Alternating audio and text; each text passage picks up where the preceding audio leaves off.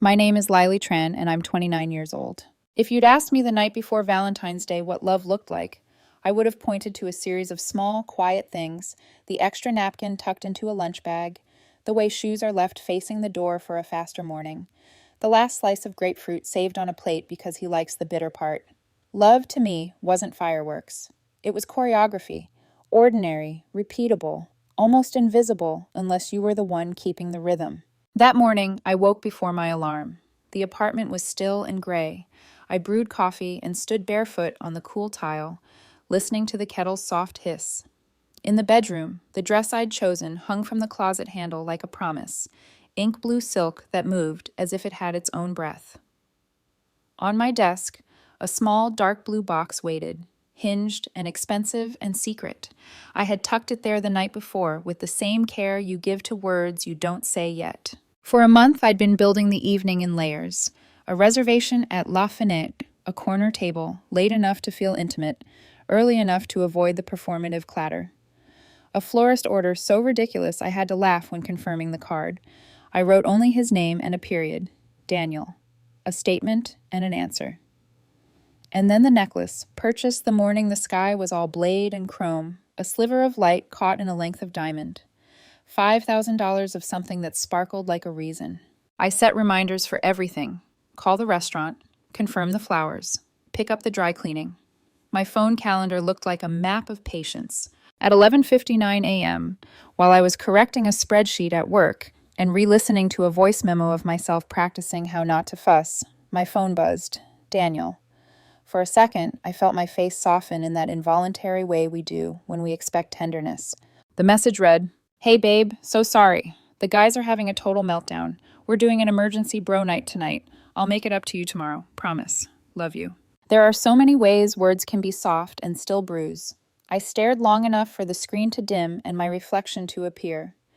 A ghostly overlay of my own face on the message. I tapped the screen, relit the bruise, read it again. Emergency. Bro night, tomorrow. In my head, I lined up the data points like a dutiful analyst.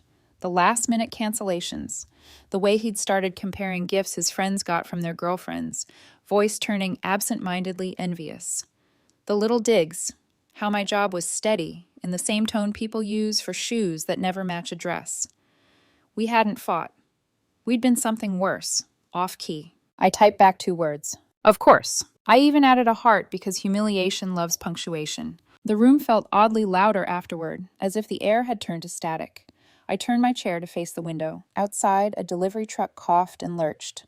A woman crossed the street with a bouquet of roses like a red exclamation. I looked at the blue box on my desk, felt the thrill and the ache braided together.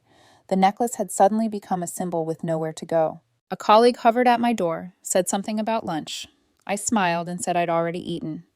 After she left, I reached for the blue box and just held it, palms damp.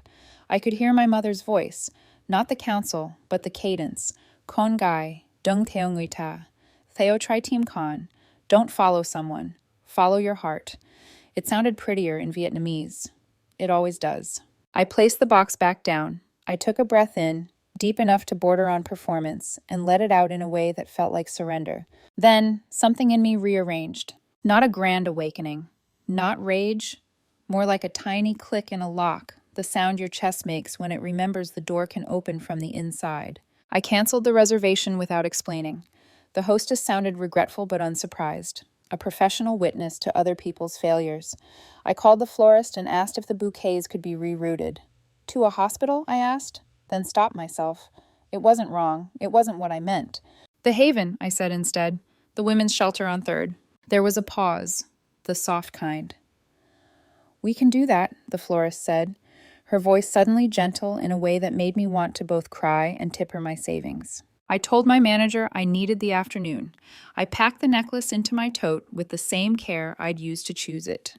On the elevator ride down, my reflection in the mirrored panels looked like 6 versions of a woman coming to an agreement with herself. The Haven sat in a converted brick building that always looked like it was bracing against the wind. Inside, the air was warm and smelled like oatmeal and laundry. Behind the desk was a woman with silver hair pinned into a bun that meant business. Her name tag read Min. She met my eyes the way people do when they've learned to read storms. Can I help you? She asked. I hope so, I said, trying to assemble my reasons without making it about a man. I I bought something for someone. Plans changed. I'd like to donate it. Use it however you need. A raffle, an auction. I don't know what works best for you. I just want it to matter more than it does right now. I opened the box. The necklace did what diamonds do, stole the light. Mrs. Min's brows lifted a fraction. We can make this sing, she said softly, and I liked her for not pretending it wasn't extraordinary. I hesitated. I want to record a short message, I added, feeling the room's temperature change around the ask. No faces, not yours, not anyone's, just hands and a logo.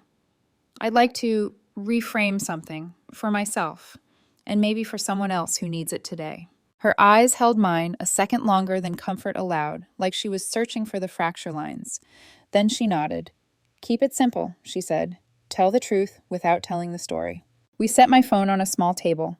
I framed the shot, my hands, her hands holding the open box, the Haven's modest sign on the wall. The screen showed a tight rectangle where the only face was the idea of one. I pressed record. Hi, I began, surprised at how steady my voice sounded. My name is Lily. Today I learned that love is sometimes a change of plans. This necklace was supposed to be a symbol for one person. I'm giving it to the Haven in hopes it becomes a symbol for many. I breathed, and in that breath was a tiny funeral. If your Valentine's Day didn't go how you pictured, I said, maybe it can still go somewhere good. I stopped recording. My hands were shaking in that delayed way, motion arriving after meaning. Mrs. Mine closed the box with care, as if the hinge could feel gratitude. You didn't say why, she observed. I did, I said, just not the headline. She smiled, or maybe it was the preliminary shape of one. Good, she said. Headlines lie. On my way out, I passed a bulletin board with snapshots of women and kids at last year's fundraiser. The faces were ordinary and vivid, the way relief looks when it borrows an afternoon. I imagined the necklace under lights that weren't a restaurant's, around a throat that had learned to breathe again. It felt like taking my hand off a hot stove I hadn't realized I was touching. Back in my car, the afternoon had grown too bright. I edited the clip on my phone, adding the Haven's donation link and a caption that didn't try to be clever. I posted it, not to my personal page, which Daniel watched like a hawk, but to a local community page, the kind that turns lost cats into heroes. A second later, I cross-posted to my Dusty X account and then opened my email to send a private note to the florist. Thank you for rerouting the flowers. If any go to staff, please include a small card that says, "You count." She replied with a heart. For the first time all day, I felt hungry. I bought a sandwich from a place that always forgets the pickles unless you ask twice. I ate in my car, the radio low, the taste of mustard like a dare. My phone started to purr with notifications, little bees gathering somewhere I couldn't see. I didn't open them, not yet, not because I didn't care, because I did. Because if I looked too soon, it would turn into something else. Performance, scorekeeping, a mirror. At dusk, the city softened into its forgiving version of itself. I drove home through streets that had decided to glow. When I reached the apartment, I set my phone face down on the counter and changed into sweatpants, the kind with a hole in the pocket that I always forget about. I poured water into a wine glass because I wanted the shape of celebration, even if I didn't deserve the taste. When I finally flipped the phone over, the numbers were already sprinting. Shares, comments, messages. A local page had reposted the clip with an earnest caption. Someone I didn't know had donated $25 and tagged 5 friends. Someone else wrote, I needed this today. My screen lit again. Daniel. My phone is blowing up. What did you post? I imagined him in his kitchen, leaning against the counter, performing concern for an audience of one, himself. I imagined the curve of his mouth when he said emergency bro night, the sly shine of relief that he wouldn't have to meet me across a white tablecloth and be seen. I set the phone back down. Of course, I said aloud to an empty room, and the words didn't feel like surrender anymore. They felt like a key, turning in a lock I'd finally learned belonged to me. On the table, the dress in the closet glimmered in the corner of my eye, a cut piece of midnight waiting. I closed the door on it gently, like a goodbye, you mean. Love had been a choreography. Tonight, I was changing the music. Somewhere in the stack of notifications, a new message from an unfamiliar account slipped in, a string of words I only half saw before the screen dimmed again. You should know where he really was tonight. I didn't open it. Not yet. I let the room learn my quiet, and I let the quiet learn me back. Tomorrow would have questions. Tonight, I wanted only this: a glass of water in a wine glass, a phone face down, and the small, steady knowledge that I had not chosen to be humiliated. I had chosen to reroute. Sometimes the shortest distance between 2 points is not a straight line. It's a detour that keeps your dignity intact. Outside, a siren wailed and then faded. In the silence after, I could hear the necklace in my mind, catching light somewhere else. A symbol, still, just not his. When I woke up the next morning, the world had already decided who I was. It started with a vibration, one long, insistent buzz that dragged me out of a shallow, dreamless sleep. My phone glowed from the nightstand, and before I even picked it up, I could feel the air in the room had changed. It was the same apartment, same furniture, but the quiet was gone, replaced by a pulse. Local woman turns heartbreak into hope. That was the headline. It sat on top of a video clip, my video, framed and captioned by a community news page that had reposted it sometime around 3 a.m. The comments scrolled endlessly. This gave me chills. What an inspiration. Her ex must be crying right now. I just donated. I pressed the side of my phone to darken the screen. My face felt hot, my chest hollow. I hadn't planned for this. Not the virality, not the way kindness could sound like applause. For a few seconds, I imagined Daniel's reaction, that split second between confusion and panic when he realized the internet had found its newest morality play, and he was the unnamed villain. I made coffee and watched the crema swirl like a storm. Every ping of notification felt like a tiny knock on a door I hadn't meant to open. By 10 a.m., my clip had been reshared over 20,000 times. The Haven's website was flooded with donations. Reporters were tagging me. A morning show anchor had tweeted, "This is what healing looks like." Healing. That word didn't feel like mine yet. I went to work anyway. It felt safer to hide in fluorescent lighting and office chatter than to stay home where my phone could whisper louder than my thoughts. At lunch, my coworker Leanne grabbed my arm, wide-eyed. "Lily, you're famous. Everyone's talking about you." She turned her phone toward me. The video again. My hands. My voice. That line. Maybe it can still go somewhere good. I smiled because that was the only reaction that didn't give away the vertigo I felt. By mid-afternoon, the messages from Daniel began. "Daniel, my phone's blowing up. What did you do?" Daniel, "Are you seriously using our private stuff for attention?" Daniel, "Call me, now." I didn't. I watched the 3 gray dots appear, vanish, appear again, then stop. By the time I got home, the story had evolved. The Haven had posted a photo of the necklace displayed in their front lobby with a caption thanking a kind stranger for reminding us that heartbreak can bloom into generosity. The comment section was an ocean of heart emojis and stories from women sharing their own breakups, their own acts of reclaiming. It should have felt good. It should have. But there was something else sitting under the praise, a quiet, nervous guilt. Because I hadn't done it only for good. I'd done it to make him feel small, to watch him squirm beneath the weight of his own indifference. When the doorbell rang, I jumped. For a split second, I thought, maybe it's him. Maybe Daniel decided to show up with an apology and a story rehearsed to sound sincere. But it wasn't. It was a delivery man, holding a plain white envelope with my name written in a sharp, familiar hand. Inside was a single printed screenshot of my own video, taped beneath a sticky note. "Next time you want attention, maybe just buy yourself flowers." No signature, but I didn't need one. Daniel's sarcasm had always left fingerprints. I stared at the paper until the ink seemed to waver. Then I set it down beside my laptop and opened a blank document. A part of me, the same part that used to draft apology texts before I'd even decided if I was wrong, wanted to explain myself, to justify. But another part, quieter and older, whispered, "Let him show who he is." That night, I got a call from a woman named Mai, a local reporter who had written a piece titled "The Valentine Angel of Saigon." She sounded warm, curious, disarming. "I'd love to talk to you about your story," she said. "Your message really resonated with people." I almost said yes, but then she added, "Do you want to say anything to your ex if he's reading this?" And just like that, I heard the edge beneath the softness. "No," I said. "He already knows everything he needs to." After I hung up, I sat in the dark, listening to the hum of the city outside. The story had grown bigger than me, and I wasn't sure I liked its shape anymore. I poured wine, took a sip, and stared at the blue light of my phone. There was one unread message from an unknown number, the same one that had come last night. You should know who he was really with that night. I tapped it this time. It was a photo, grainy, but clear enough. Daniel at a restaurant that wasn't the one I'd booked, sitting across from a woman with long chestnut hair, Bella, his ex. They were laughing, fingers laced across the table. The timestamp read February 14th, 8:46 p.m. My hand went still. The room tilted. I had spent all this energy trying to rise above, to reclaim something pure out of pettiness. And all along, he'd been living the cliché I thought I was outsmarting. I zoomed in on the photo, just to make sure.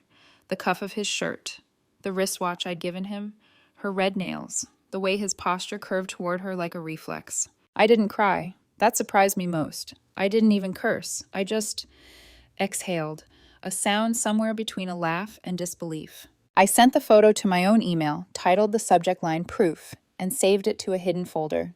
Then I deleted the message. By midnight, Daniel's social media was a battlefield. He'd posted a black and white selfie with the caption, "It's sad when people twist acts of love for clout. Don't believe everything you see online." The comments divided quickly, half pity, half outrage. Someone wrote, "She didn't name you, dude." Another, "Sounds like guilt speaking."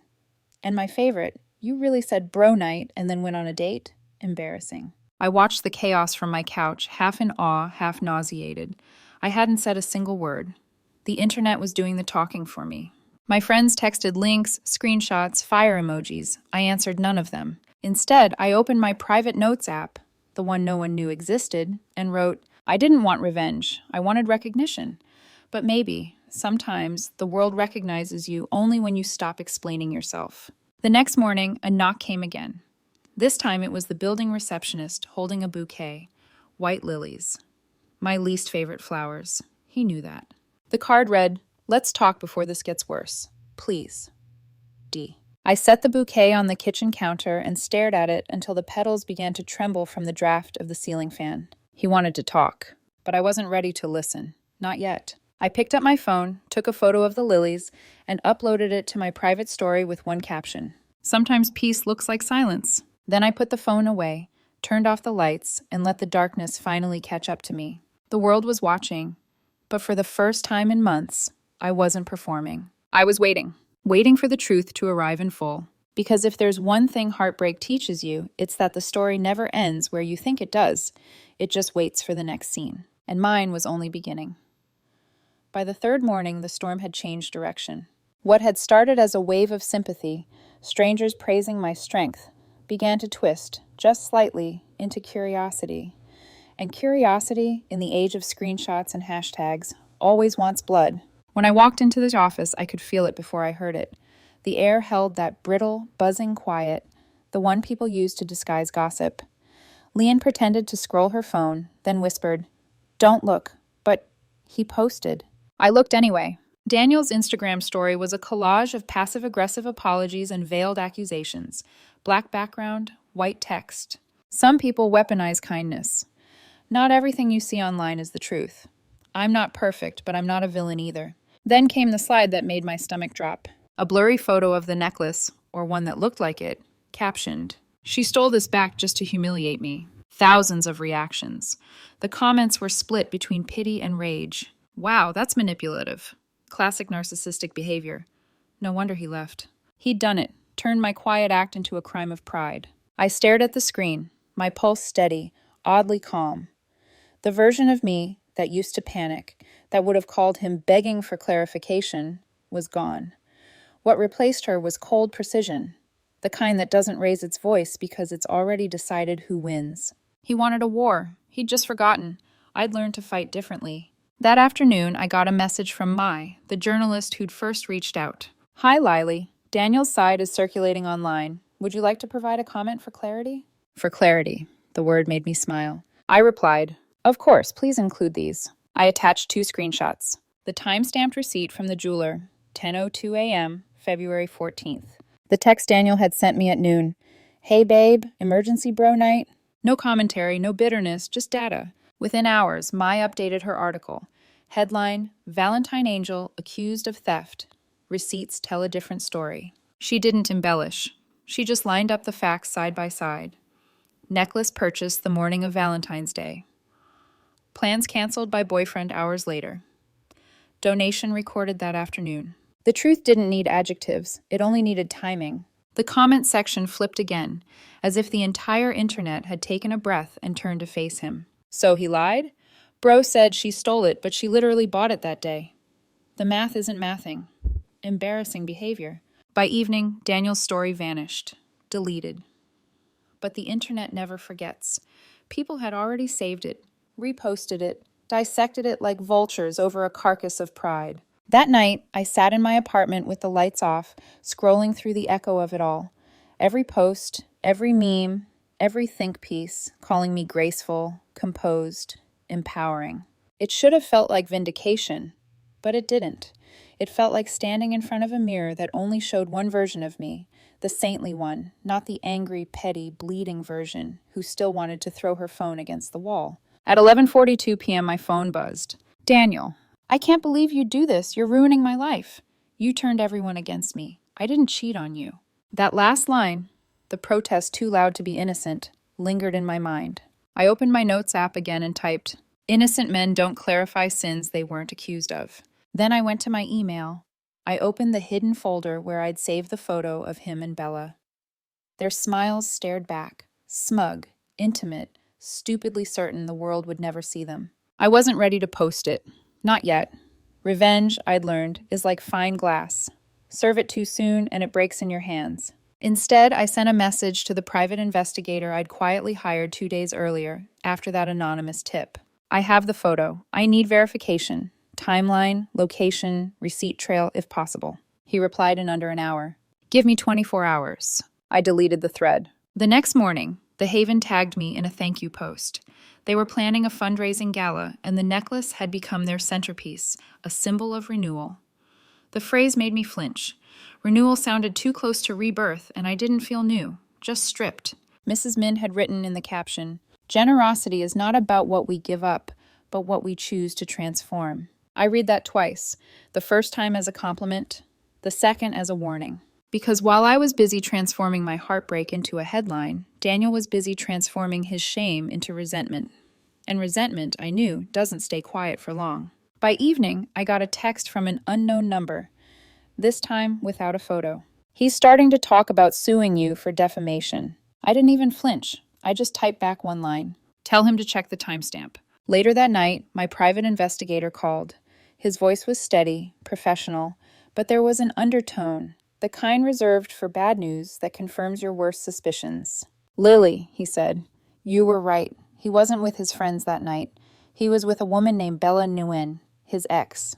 The name landed like a dull bell in my chest. Not shocking, just echoing something I already knew. The investigator continued. They had dinner at Maison Rouge, 8 p.m. He paid with his credit card.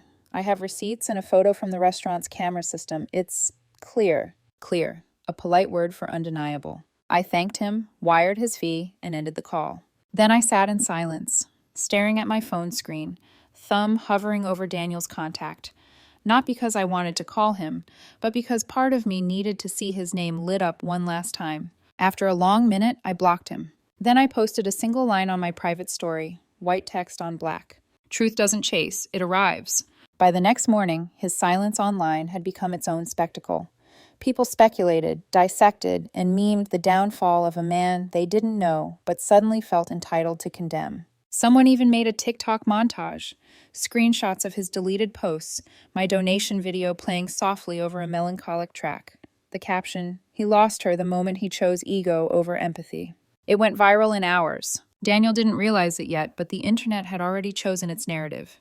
And in that version, he wasn't the victim. He was the lesson. That night, I sat by my window, city lights flickering like a heartbeat. The Haven's fundraising campaign had crossed 1 million views. Women were tagging me in posts, calling me brave, resilient, the girl who gave away a diamond to buy her dignity. I should have felt proud. Instead, I whispered to no one, "Do you know what it cost?" Because dignity, I was learning, isn't free. It costs silence, restraint, and the unbearable weight of watching someone destroy themselves exactly the way you knew they would, and doing nothing to stop it. The photo of Daniel and Bella stayed tucked away in my email, like a weapon behind glass. I wasn't sure yet if I'd ever use it, But I knew one thing for certain. He'd taught me how to play his game. Now I was just waiting for the right time to end it. It took exactly 4 days for Daniel's life to start collapsing under the weight of his own performance. He went quiet online, deleting his accounts one by one. First Instagram, then Facebook, then the carefully curated LinkedIn profile that used to read marketing visionary with a passion for authenticity. The irony wasn't lost on me. But the internet doesn't forgive silence, it feeds on it.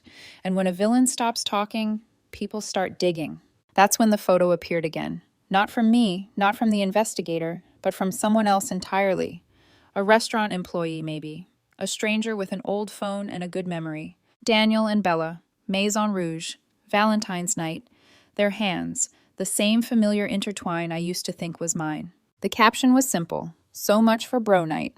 It spread like wildfire. By noon, Daniel's name was trending on local gossip pages under hashtags like #DiamondDinner and #Maison Rouge Moment. I didn't share it, I didn't need to. The world was already doing the math. At work, Leanne dropped a printed screenshot on my desk, like she was sliding a secret file across enemy lines. "Girl," she whispered, "you're officially part of the internet's favorite redemption arc." I smiled, that automatic reflex of politeness, but my chest felt tight. Because this wasn't redemption. It was spectacle. And though Daniel deserved the fallout, there was something grotesque about watching strangers turn pain into pixels. I left early, citing a migraine. Outside, the air was heavy with humidity, the kind that sticks to your skin like static. I walked without direction until I found myself standing across from Maison Rouge, the same restaurant from the photo. The windows glowed a muted amber, casting silhouettes of couples leaning in over wine glasses. I watched them for a long time. Then I opened my phone and typed a message to Daniel. "You said you didn't cheat. Funny, the camera disagrees." I didn't send it. I deleted it, just as the thought of satisfaction began to curdle. Because what I wanted wasn't an argument. It was acknowledgement, the kind that never comes from people who lie for a living. When I got home, the answering machine light was blinking, a small, insistent pulse. "Lily, please call me." His voice cracked halfway through my name. Then another message, quieter. "You're ruining me. Please stop." He sounded scared. Not sorry, scared. I poured myself a glass of water and listened again, this time not for his words, but for what was missing. There was no remorse, no ownership, just panic. Just a man mourning his reputation, not the love he'd wrecked. That night, I sent the investigator his final payment. Attached was a note. "Thank you, I won't need any more proof." He replied simply, "Sometimes proof is heavier than revenge." He was right. I could feel its weight even now, a truth that didn't burn, but froze, slow and merciless. The next morning, Bella posted a photo of herself at a spa, captioned, "Healing isn't linear, but it's honest." It was the digital equivalent of a confession. The comments section turned brutal within minutes. "So you were with him. Imagine wrecking your ex's relationship just to get dumped again. You two deserve each other." I didn't laugh. I just felt tired. Of her, of him, of all the ways people mistake chaos for closure. Still, I couldn't help opening her page one more time before bed. Her story showed Daniel's hand, unmistakable, holding hers over a coffee cup. The timestamp was 2 weeks before Valentine's Day. So it hadn't been a one-night relapse. It had been a continuation, a secret rehearsal for betrayal. I stared at the screen until my eyes blurred. Then, for the first time since this began, I allowed myself to cry. Not loud, not cinematic, just quiet, aching tears that made no sound as they hit the sleeve of my sweatshirt. I cried for the woman I'd been, the one who believed that patience was proof of love, the one who thought generosity could fix neglect. When the tears stopped, I took out my journal and wrote, "He lied beautifully, but I lived honestly. That's the difference between collapse and recovery." A week later, the Haven invited me to their gala. Mrs. Min's message read, "We'd be honored if you joined us. The necklace will be the final auction piece." I almost declined. The idea of dressing up, of smiling under chandeliers while strangers whispered my story like folklore, felt hollow. But something in her phrasing, "honored if you joined us," softened me. So I went. The gala was held in a hotel ballroom that smelled faintly of citrus and old ambition. The walls shimmered with gold fabric, the kind that catches light too eagerly. When they brought out the necklace, people applauded, as if it had performed some miracle. I stood at the edge of the crowd, unseen, watching it sparkle under the lights. Mrs. Min spotted me and walked over. It's strange, isn't it? She said quietly. How something can hold so much meaning, then become just metal again. I nodded. It's easier to auction metal than to release meaning. She smiled. You're learning. The auctioneer's voice rose, numbers climbing like a fever. The necklace sold for more than double its retail price, all proceeds to fund new housing for single mothers. Applause thundered. Cameras flashed. And for the first time in weeks, I felt something close to peace. Not victory, just stillness. Later that night, I got one last message from Daniel. A single line. I hope you're happy. I typed back. I hope you heal. Then I blocked his number for the last time. Because the truth was, happiness wasn't the point anymore. Freedom was. I went to bed with the window open, the city breathing faintly outside. The curtains swayed with the kind of rhythm that felt almost forgiving. As I drifted to sleep, I thought about how revenge isn't about fire. It's about frost. Quiet, precise, inevitable. It doesn't burn you.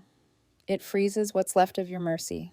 And in that frozen space, something new begins to grow. Tomorrow, I'd return to the Haven, not as a donor, not as a story, just as a volunteer. Because somewhere between humiliation and healing, I'd learned the most important truth of all. That closure isn't something you win, it's something you build. 2 months passed before he came back. It was a Tuesday night, the kind that pretends to be ordinary. I'd just finished sorting boxes of donated clothes at the Haven, fingers stiff from folding, when I found a single earring tangled in the fabric of a wool coat. I slipped it into the lost and found drawer, smiled at Mrs. Mann, and told her I'd see her Thursday. The drive home was quiet. The city had that low hum it gets when everyone's either working late or pretending not to be lonely. When I pulled up to my building, I saw him. Daniel, leaning against the lobby wall like the beginning of a mistake. He looked thinner, not dramatically, just the way people do when they've been running from themselves. His hair was longer, his shirt wrinkled. He held a paper bag in his hand, cheap wine, and something wrapped in foil. A peace offering. For a second, I just stared at him through the glass door. The version of me who once would have rushed to open it, the fixer, the explainer, the soft-spoken diplomat, didn't move.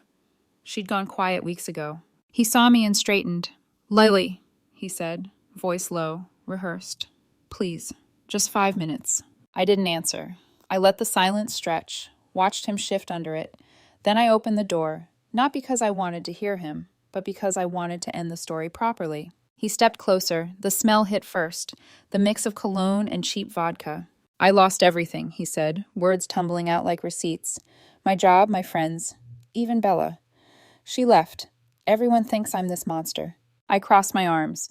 You lied, Daniel. You made yourself the monster. The internet just gave you the mirror. He blinked hard. I didn't cheat. Stop, I said. You don't get to rewrite that part. There are photos, receipts, a pattern. He exhaled, shoulders slumping. I loved you, Lily. I still do. I got scared. You were too perfect, too controlled. I didn't know how to measure up. There it was again, that old weapon disguised as vulnerability, turning his own betrayal into a confession about me. You cheated because I made you feel small? I asked softly. That's creative. His face twisted. I made a mistake, okay? But what you did, publicly. What I did? I interrupted. I donated a necklace. You set fire to your own life, trying to make me look cruel. He looked at me then, really looked, like he was seeing the distance for the first time. I don't have anywhere to go, he said. Just for a few days, until I figure things out. There was a time that line would have gutted me. The caretaker instinct, the guilt. But now it landed like static. I opened my phone, scrolled for a moment, then turned the screen toward him. The photo, Maison Rouge, his hand in Bella's. You had somewhere to go, I said quietly. You just chose the wrong direction. His face crumbled. You kept that? I kept everything, I said. Not to use against you, just to remind myself I wasn't crazy. He swallowed hard. You're really not going to help me? I shook my head. No, Daniel. I did help you. More than you'll ever know. I helped you see what truth feels like when it stops forgiving you. He said my name again, but I was already closing the door. Through the glass, I watched him stand there, stunned, a man realizing that some doors don't slam. They seal. Inside, the apartment felt foreign, like a museum of someone else's life. The plants were overgrown. The blue dress still hung in the back of the closet, untouched since that night. I sat on the couch and stared at the wall until the adrenaline drained out of me. Then, slowly, I smiled. because for the first time his absence didn't hurt. It felt clean, like air after rain. A week later, I returned to the Haven for the gala's follow-up event. They'd built a new reading room for children. Bright walls, mismatched furniture, laughter echoing where there used to be silence. The necklace's auction proceeds had helped fund it. Mrs. Min caught me lingering by the doorway. "You came," she said. "I did," I said. "I thought I should see where the story actually ended." She studied me for a moment, then handed me something small, a folded card from the shelter's donation box. In a child's uneven handwriting, it read, "Thank you, Miss Liley. Mom says you turned sad into safe." Something in me unclenched. I didn't post about it, didn't record it, didn't share a word. Some things are too sacred for algorithms. As I walked home that evening, the city lights blurred just enough to look gentle. I thought of Daniel, maybe in some motel, maybe blaming the world, maybe finally realizing there was no one left to impress. And for the first time, I didn't care. He was a chapter, not a curse. Later that night, I stood by the window again, wine glass in hand. Outside, a storm threatened, but didn't come. The air was full of pause. I whispered, almost to myself. Revenge wasn't the point. The truth was. Because it wasn't about punishment, it was about proof. Proof that I could survive being underestimated. Proof that grace doesn't mean weakness. Proof that even after betrayal, I could choose peace without asking permission. I closed my eyes and pictured the necklace, no longer in a velvet box, no longer tangled in memory, but catching light around the neck of someone who'd started over. A symbol of love, transformed by loss, made sacred again through use. I took a sip of wine, let the glass rest against my lips, and smiled at the reflection in the window. Calm, unperformed, entirely my own. "Goodbye, Daniel," I said softly, "and thank you for teaching me what I never want again." The city lights shimmered like applause in the distance, and somewhere between heartbreak and healing, I finally understood. The best revenge isn't cruelty, it's closure.